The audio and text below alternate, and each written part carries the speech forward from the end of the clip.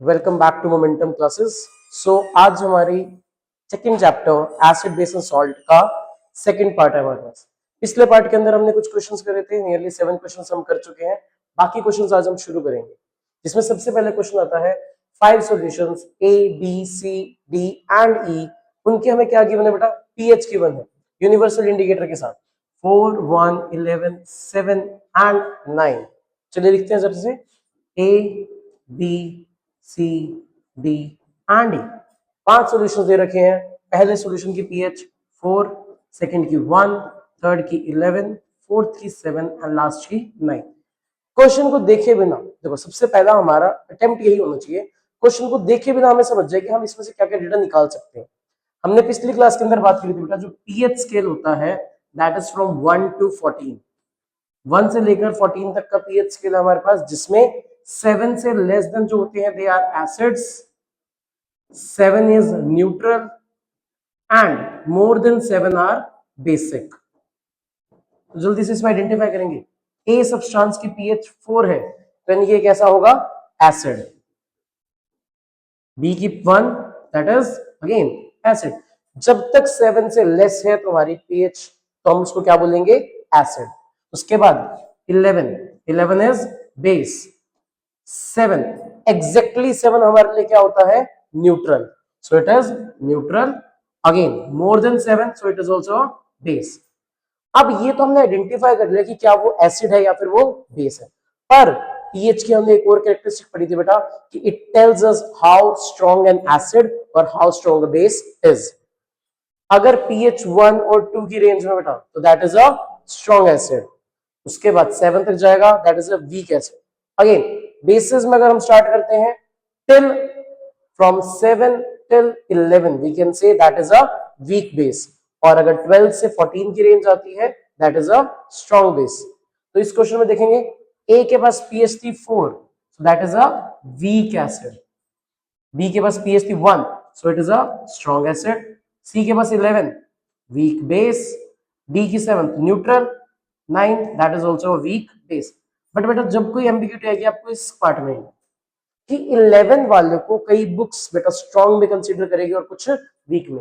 हम अपने क्वेश्चन के अकॉर्डिंग देखेंगे। सबसे पहले न्यूट्रल सब्सटेंस, जल्दी बताइए हमारे इस क्वेश्चन में से न्यूट्रल सब्सटेंस कौन सा है? ए बी सी डी या ई? यस, जिसकी पीएच 7 दैट इज डी, तो neutral is D. Strongly alkaline, फिर पूछा गया स्ट्रांगली एसिड, वीक एसिड और वीक एल्कलाइन। यानी कि इस क्वेश्चन के अकॉर्डिंग स्ट्रॉन्ग बेस भी है हमारे पास, स्ट्रॉन्ग एसिड भी है, वीक बेस भी है और वीक एसिड भी है। तो इस केस में हम सी को जो मान के चलेंगे बेटा वो कैसा कंसीडर करेंगे? हमारा स्ट्रॉन्ग बेस। क्वेश्चन के अकॉर्डिंग कई बार बेटा हमें कई बार मोस्ट एप्रोप्रिएट आंसर की तरफ जाना होता है। Not always about the correct answer, it is about the most appropriate answer. तो इस केस में हमारे को जो पीच 11 दे रखा है that will act as a strong base. But sir आप तो बेस वर्ड यूज कर रहे हैं, they are using the word alkaline. क्या डिफरेंस होता है दोनों में जरा देखते हैं। When we talk about a base and the second word is alkali. Alkaline medium होता है और एल्कली सब्सटेंसेस होते हैं। बेसिस हम सबको पता है बेटा, the substance which release OH negative ions. जो कोई भी OH नेगेटिव आयन रिलीज करेगा that will be a base. बेटा एल्कलीज भी यही होते हैं which releases OH negative ions. जो भी substance OH negative ion release करेगा that will be a base. तो फिर क्या डिफरेंस है दोनों में? डिफरेंस सिर्फ इतना सा बेटा, एक स्टेटमेंट के थ्रू समझेंगे। all bases and all alkalis, all bases and all alkalis, सिर्फ इतना सा है, all alkalis are bases but not all bases are not alkalis।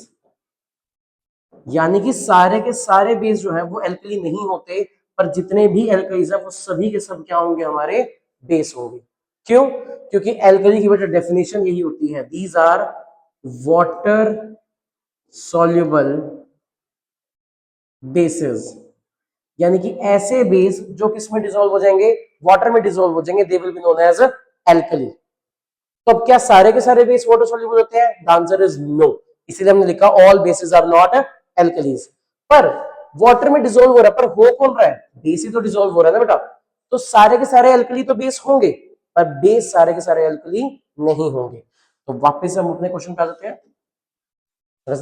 सो यहाँ पर एल्कलाइन से कंफ्यूज नहीं होना, एल्कलाइन का मतलब है यहाँ पर directly basic medium is asking. So strong base is C. Next they are asking for strongly acidic. देखिए जिसकी पीएच सबसे कम है that is a strongly acidic, B. चलिए यहाँ पे एक बार इसको क्लियर करते हैं।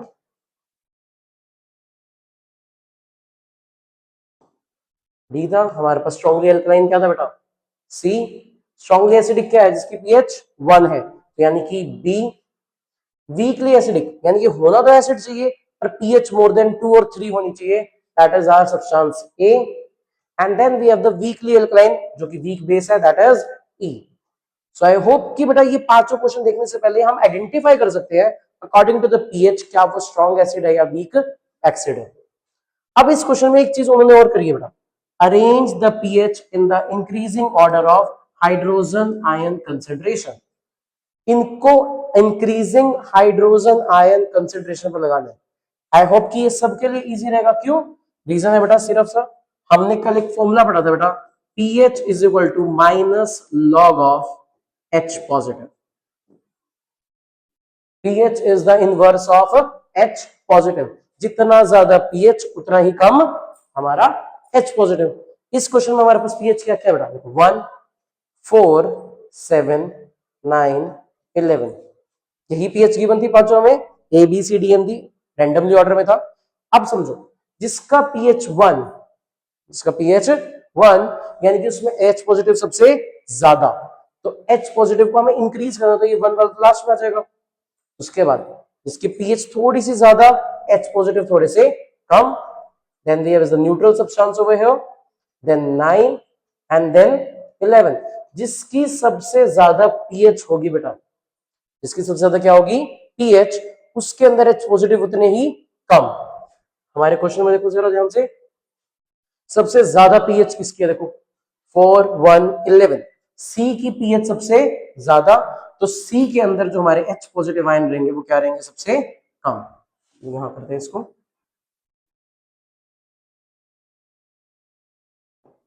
C की pH सबसे ज्यादा तो H पॉजिटिव सबसे कम।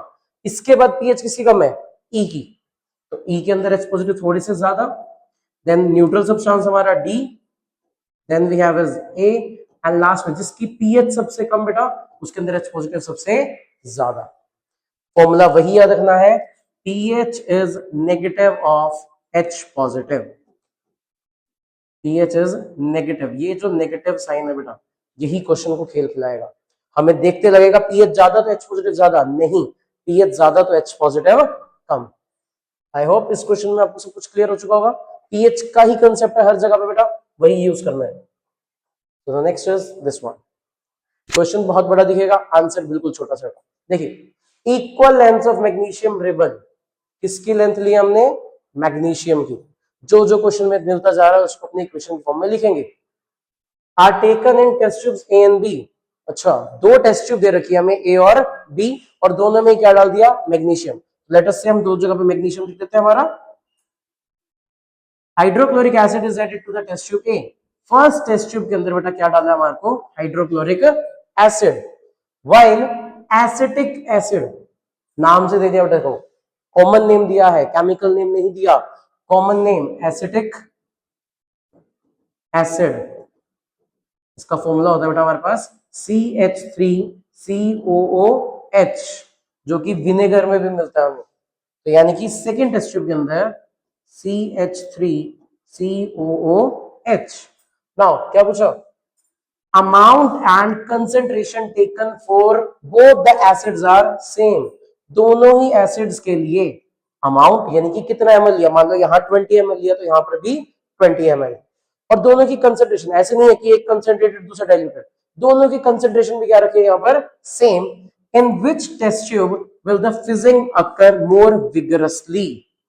दो वर्ड है बेटा इस क्वेश्चन में समझने के लिए। First word is the fizzing. Fizzing क्या होता है, जब कभी आपने कभी कोल्ड ड्रिंक की बोतल ओपन करी होगी बेटा, जब भी हम कोल्ड ड्रिंक की बोतल ओपन करते हैं तो एकदम से गैस क्या होती है वहां पर, रिलीज आउट होती है, और वो एक साउंड क्रिएट करता है, that sound is known as fizzing sound. Gas एकदम से जब भी रिलीज होगी that will create a fizzing sound.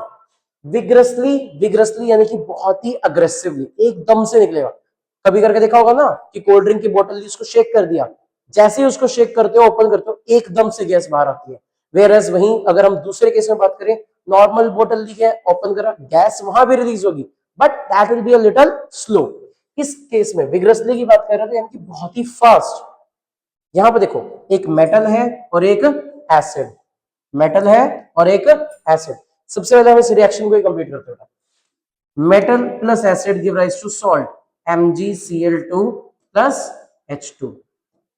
MgCl2 release होगा, साथ में H2। यहां पर क्या सोल्ट बनेगा, ध्यान से देखो, ये बहुत ही इंपॉर्टेंट रिएक्शन। देखो इसके अंदर जब हम ब्रेक करते हैं, दैट इज CH3COO नेगेटिव और यहां से H पॉजिटिव। और एक मेटल जो होता है वो हमेशा एक नेगेटिव आयन के साथ जुड़ता है।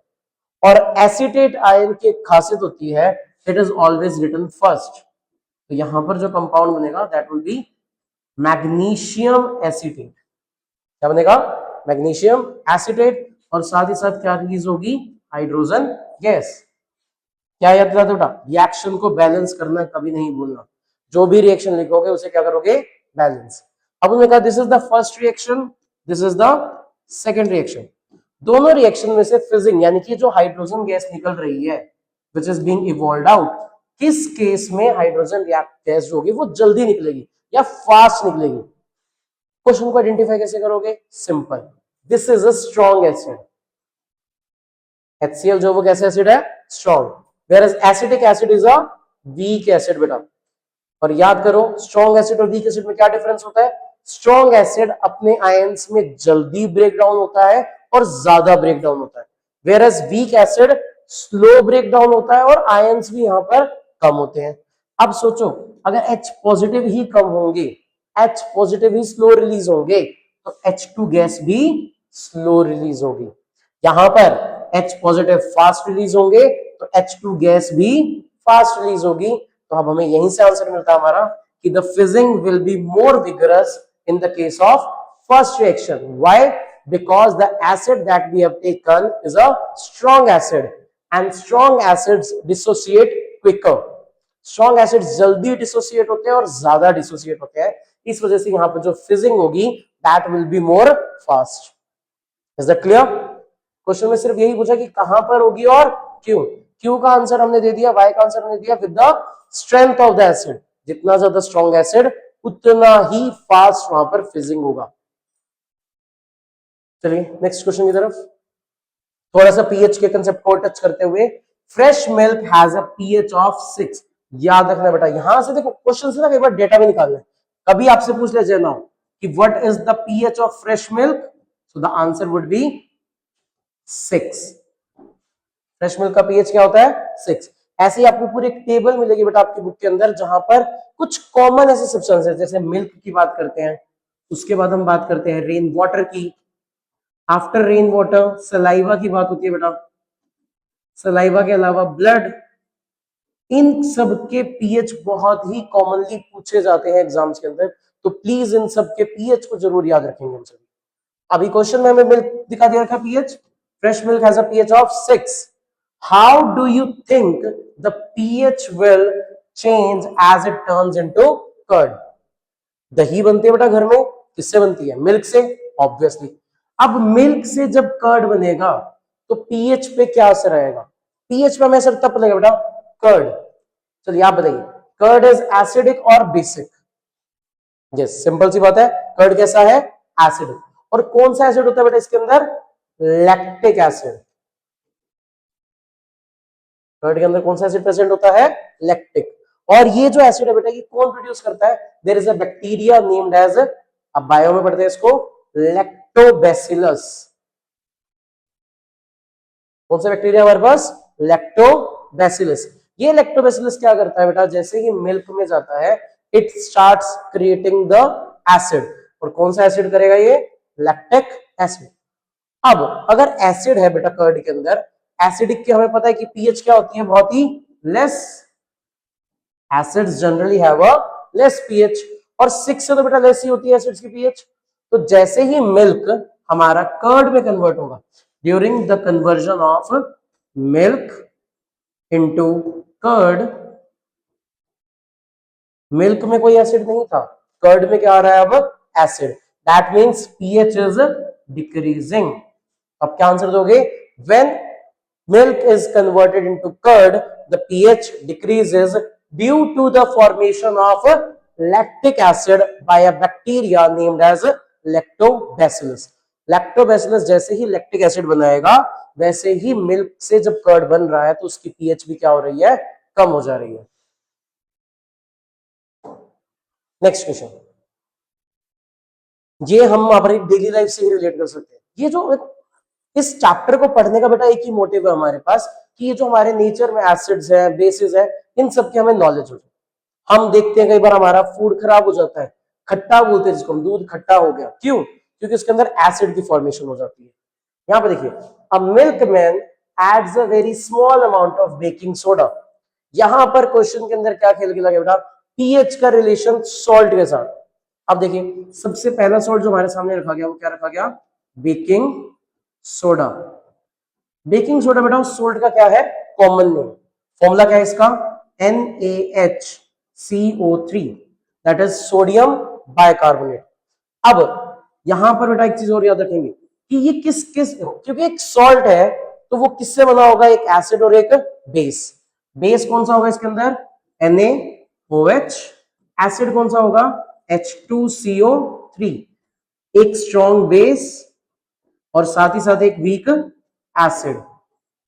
एक स्ट्रॉन्ग बेस और एक वीक एसिड जब मिलते हैं तो जो हमारा सॉल्ट बनता है that is a basic salt. तीन टाइप के सॉल्ट है बेटा हमारे पास, acidic salt, basic salt and a neutral salt. अगर सारे H पॉजिटिव और सारे OH नेगेटिव से न्यूट्रलाइज हो गए, सारे H पॉजिटिव सारे OH नेगेटिव से न्यूट्रलाइज हो गए, तो सॉल्ट कैसा बनेगा हमारा, न्यूट्रल, क्योंकि जितने H पॉजिटिव उतने ही OH। अगर H पॉजिटिव बच गए हमारे सॉल्यूशन के अंदर तो सॉल्ट कैसा, एसिडिक, और अगर OH नेगेटिव बच गए तो हमारा सॉल्ट कैसा, बेसिक।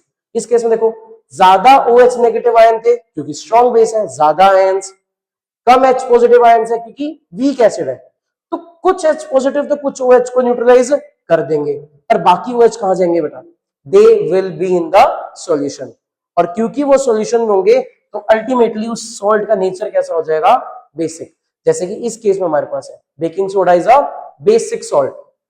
अब मिल्कमैन क्या करते हैं बेटा, थोड़ी सी अमाउंट के अंदर, जो दूध देने आते हैं हमारे घरों में, तो थोड़ी सी अमाउंट में क्या करते हैं, बेकिंग सोडा ऐड कर देते हैं। अभी हमने प्रीवियस क्वेश्चन में देखा कि जो फ्रेश मिल्क होता है उसकी पीएच कितनी होती है, 6। अब आप खुद सोचो बेटा, दूध कहीं और से कहीं तक ट्रांसफर होना है, कब निकाला गया, फिर वो पैकेज हुआ, फिर वो ट्रांसफर हुआ, इस टाइम के बीच में भी तो क्या हो सकता है, लैक्टोबैसिलस उसके ऊपर एक्ट कर सकता है। तो लैक्टोबैसिलस एक्ट कर देगा तो वो दूध का सारा टेस्ट खराब कर देगा, उसे खट्टा कर देगा।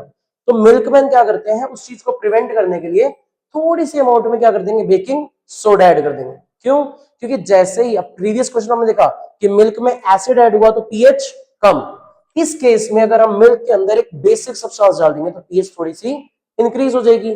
अब जो बेकिंग सोडा ऐड करने के बाद जो मिल्क की पीएच होगी that will be more than 6, that will be more than 6। अब आप खुद बताओ, 6 पीएच वाले सब्सटेंस को एसिड में कन्वर्ट होने में ज्यादा टाइम लगेगा या 6 से ज्यादा वाले को? ऑब्वियस बात है 6 से ज्यादा वाले को ज्यादा टाइम लगेगा क्योंकि पीएच ज्यादा कम करना पड़ेगा। तो इसी वजह से मिल्कमैन जो है वो बेकिंग सोडा ऐड कर देते। क्यों, why does he shift the pH of the fresh milk from 6 to slightly alkaline? क्योंकि उन्होंने पीएच को बढ़ा दिया, एल्कलाइन बना दिया। क्यों करा, ताकि जो हमारा मिल्क है उसकी, थोड़ी स्पेस करते भाई, वो क्यों ऐड कर रहा है बेटा, ताकि जो मिल्क है उसकी पीएच बढ़ जाए। और पीएच क्यों बढ़ाना चाहता है वो, ताकि उसके अंदर जो स्पॉइलेज होनी है मिल्क की, जो मिल्क के अंदर एसिड की फॉर्मेशन होनी है, that takes a little longer time, क्योंकि पीएच बढ़ाएगा, एसिड बनने के चांसेस कम हो जाएंगे। इसी वजह से to increase the time period, to increase the time period जिसके अंदर हमारा मिल्क क्या रहे, फ्रेश रहे, to increase the time period for the milk remains fresh, a milkman adds baking soda. Why does this milk take longer time to set as curd? Again, यही हमने बात करी, क्योंकि कुछ समझो बेटा, एक सब्सटेंस है 6, उसको लाना है 5 तक, एक है 7.2, उसको लाना है 5 तक। आप खुद बताइए बेटा, पहले केस के अंदर या दूसरे केस के अंदर किस में ज्यादा टाइम लगेगा? ऑब्वियसली बात है बेटा, सेकंड केस में। इसी वजह से जो बेकिंग सोडा एडेड मिल्क होता है उसको कर्ड बनने में टाइम ज्यादा लगता है, और एक नॉर्मल मिल्क को कर्ड बनने में टाइम कम लगता है। इसी एक रीजन है, ताकि बेचारा जब तक वो मिल्कमैन दूध को पार्सल डिलीवर कर रहा है दूसरों के घरों तक, एटलीस्ट जब तक तो उसका मिल्क सेफ रहे, इसलिए वो घर से क्या ऐड करके चलता है? Baking soda. और बेकिंग सोडा क्योंकि एक बहुत ही माइल्ड बेस है, ऐसा नहीं है कि वो हमारी हेल्थ पे इफेक्ट करेगा, उसका हमारी हेल्थ पर कोई इफेक्ट नहीं होगा। Plaster of Paris should be kept in a moisture-proof container. Explain why. Plaster of Paris. Plaster of Paris. नाम से ये मत सोचेगा बेटा कि पेरिस कंट्री का कोई प्लास्टर, ऐसा कुछ नहीं है। That is a common name of a particular salt, जिसको आप शॉर्ट में पीओपी, हाँ जी, आप ज्यादा शायद रिलेट हो पाओगे। पीओपी तो सुना हम सबने अपने घरों में यूज होता हुआ, दीवारों पे होता है, छतों पे करा जाता है। अब पीओपी क्या है बेटा? खुद एक सोल्ट है। The formula is CaSO4 dot half H2O। CaSO4 dot half H2O, ये तो क्या है इसका कॉमन नेम। इसका केमिकल नेम क्या है? Calcium sulphate.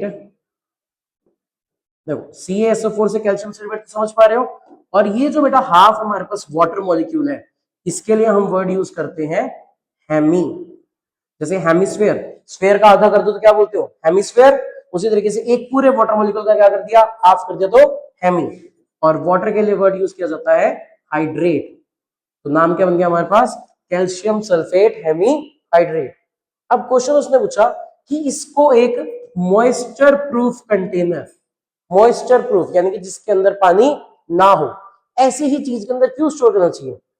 अब आप खुद बताओ बेटा, घरों में जिसके भी कभी कंस्ट्रक्शन हुई होगी, हुई है सभी घर? जी हाँ। तो कभी अगर पीओपी थोड़ी सी बच जाए और उसको हम बाहर रख दें, अगले दिन तक क्या होता है उसका? बिल्कुल हार्ड मास बन जाता है। क्या बन जाता है? हार्ड मास, बिल्कुल सख्त, बिल्कुल स्ट्रांग बन जाता है। व्हाई? क्योंकि वो क्या करता है बेटा? एटमॉस्फेयर से मॉइस्चर को एब्जॉर्ब करता है। मॉइस्चर, क्योंकि हमारे एयर में, सराउंडिंग में क्या है? मॉइस्चर है, तो उस मॉइस्चर को क्या कर लेगा? एब्जॉर्ब। और जैसे ही एब्जॉर्ब करेगा, कितना एब्जॉर्ब करेगा? 3/2 मॉलिक्यूल्स। कितने मॉलिक्यूल्स एब्जॉर्ब करेगा? 3/2। और वो क्या बना लेगा? CaSO4 डॉट 2H2O, जिसको हम बोलते हैं बेटा जिप्सम। और जिप्सम का जो नेचर होता है दैट इज वेरी हार्ड। अब हुआ क्या? आपने पीओपी को बाहर ओपन छोड़ दिया, एयर थी, एयर से उसने क्या एब्जॉर्ब किया? मॉइस्चर, और किसमें कन्वर्ट हो गया? जिप्सम में। अब ये जिप्सम जो है वो हार्ड है, उसको इजीली आप दोबारा से एज अ पीओपी की फॉर्म में यूज नहीं कर सकते। सेम चीज अगर आप इसको ऐसे किसी कंटेनर में डाल दो जहां पे पहले से बहुत ज्यादा मॉइस्चर है, अगेन वो कंटेनर में से वाटर एब्जॉर्ब करेगा इस बार, और फिर से क्या बना लेगा? जिप्सम। इसीलिए बेटा कहा जाता है कि जो पीओपी होता है, कैल्शियम सल्फेट हेमी हाइड्रेट, उसको एक मॉइस्चर प्रूफ कंटेनर में रखना चाहिए ताकि वो वाटर को एब्जॉर्ब ना कर पाए। एक्सप्लेन व्हाई, आंसर मिल चुका होगा आप सभी को, क्योंकि अगर आप उसको एक मॉइस्चर वाले कंटेनर में रखोगे तो वो कंटेनर से वाटर को एब्जॉर्ब करेगा। देखिए यहां पर ये एब्जॉर्ब कर रखा है इसने, और वाटर एब्जॉर्ब करते ही किसमें कन्वर्ट हो जाएगा? जिप्सम में कन्वर्ट हो जाएगा। Is it clear? चलिए next question. What is a neutralisation reaction? Chapter 1 के अंदर याद करो बेटा, हमने डबल डिस्प्लेसमेंट रिएक्शन के दो टाइप्स पढ़े थे, एक प्रेसिपिटेशन और दूसरा न्यूट्रलाइजेशन। चलिए इसके पहले डेफिनेशन से स्टार्ट करते हैं।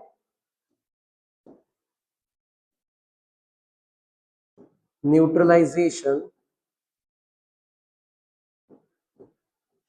रिएक्शन, चलिए बेटा पहले इसकी डेफिनेशन लिखते हैं जल्दी से। It is the reaction between, it is the reaction between an acid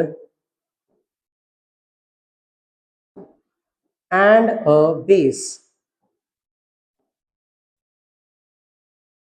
It is a reaction between an acid and a base to form salt and water.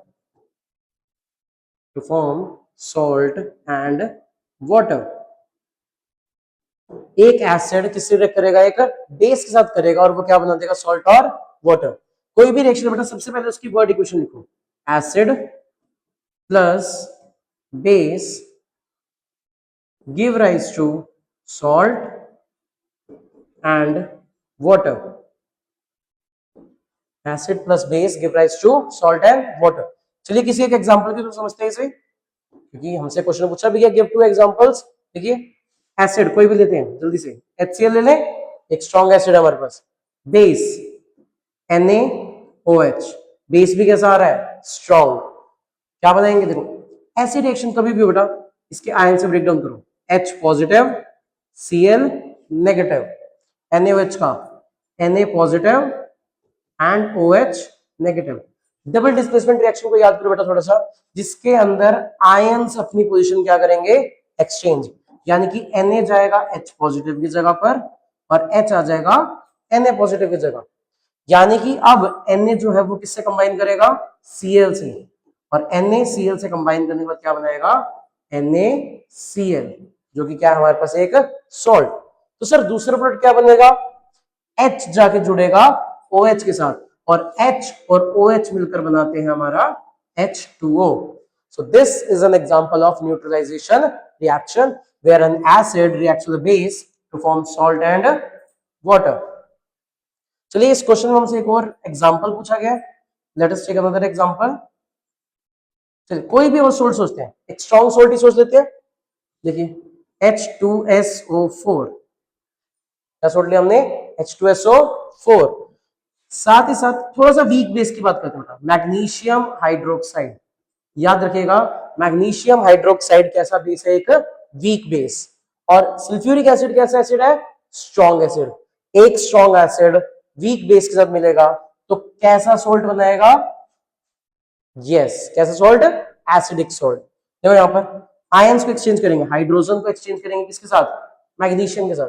So magnesium will combine with SO4, that is MgSO4, plus hydrogen will combine with OH and forms H2O.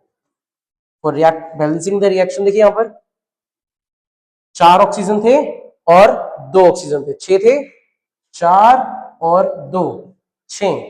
Hydrogen 2 and 2 4, hydrogen 2 2 जा 4, magnesium 1 magnesium 1, sulphur 1 sulphur also 1. तो जब तक हमारे सारे elements balance नहीं हो जाएंगे तब तक हम रिएक्शन को कंप्लीट नहीं मानेंगे. इज क्लियर, ठीक है बेटा. चलिए नेक्स्ट क्वेश्चन की तरफ बढ़ते हैं. गिव 2 इंपॉर्टेंट यूजेस ऑफ, किस किसके मांगे गए हैं, washing soda and baking soda. नाम से थोड़े से सेम है, फॉर्मूला भी थोड़ा सा सेम मिलता जुलता है. जैसे कि वॉशिंग सोडा का फॉर्मूला होता है बेटा Na2CO3.10H2O, और वहीं हमारे बेकिंग सोडा का फॉर्मूला होता है NaHCO3, सोडियम बाइकार्बोनेट. और यहां पर सोडियम कार्बोनेट 10 से मतलब होता है यहां पर Deka. So sodium carbonate Deka hydrate. इनके हमसे पूछे गए बेटा यूजेस.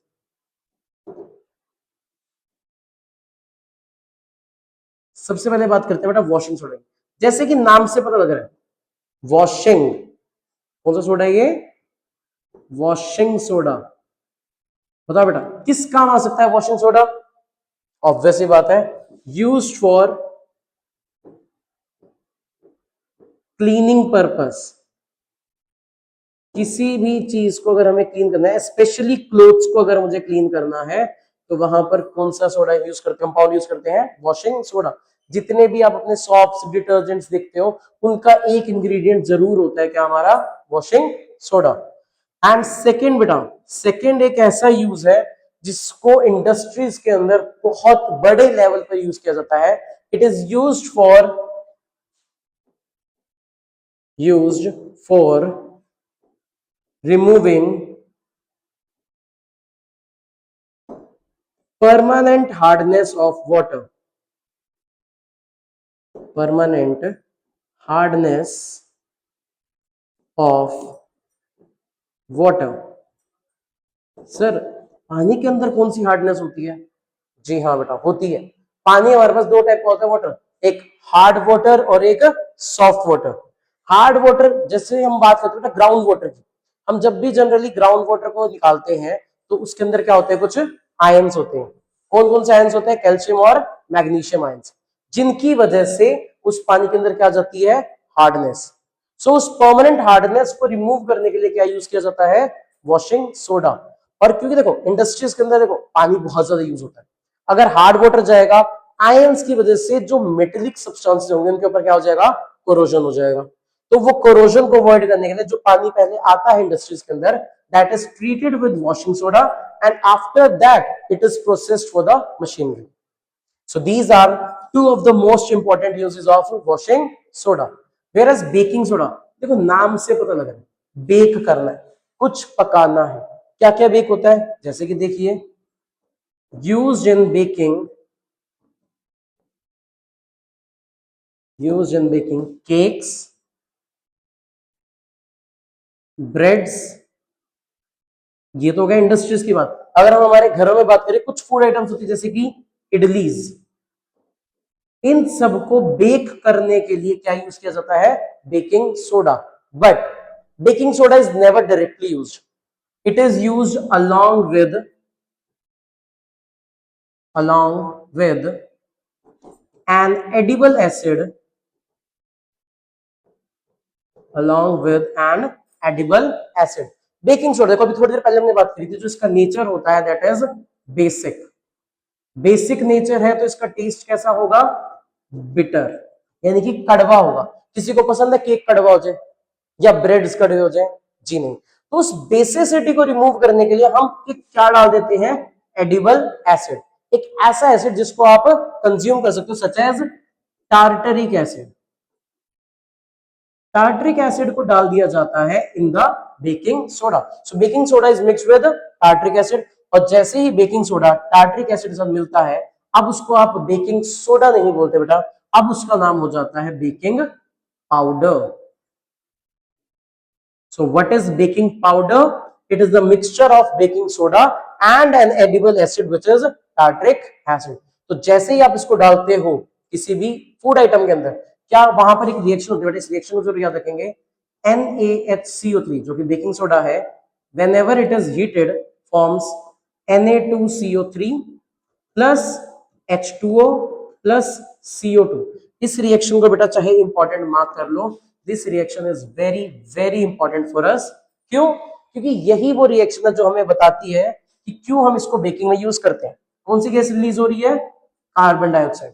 अब जैसे ही कार्बन डाइऑक्साइड रिलीज होना चाहेगी, वो बाहर की तरफ उठेगी, which makes the food fluffy. और इन सभी डिशेस के अंदर हमें क्या बनाना है? उसको फ्लफी ही तो बनाना है। So that is why it is used in the baking purpose.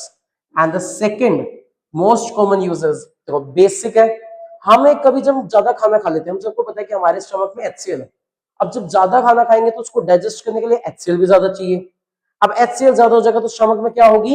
Acidity. तो उस एसिडिटी को रिमूव करने के लिए पहला क्वेश्चन याद करो बेटा इस चैप्टर का ही, कि कौन से ऐसे केमिकल्स होते हैं जो कि यूज किए जाते हैं to remove the indigestion? The substances are the antacids. और एंटा एसिड सबसे कॉमन हमारे पास कौन सा होता है? Sodium bicarbonate which is baking soda.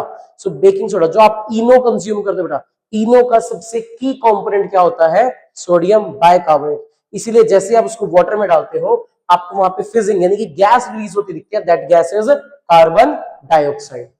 So that was all from the chapter number 2 acid base and salt। यहां पर आपकी एनसीईआरटी एक्सरसाइज होती है कंप्लीट। ड्यू ट्यून इन, और इसके बाद हमारे हर चैप्टर के लगभग एनसीईआरटी क्वेश्चंस आएंगे बेटा। So kindly follow this channel, और बिल्कुल आपको हर एक क्वेश्चन का डिटेल्ड एक्सप्लेनेशन मिलेगा हर वीडियो के अंदर। Thank you so much.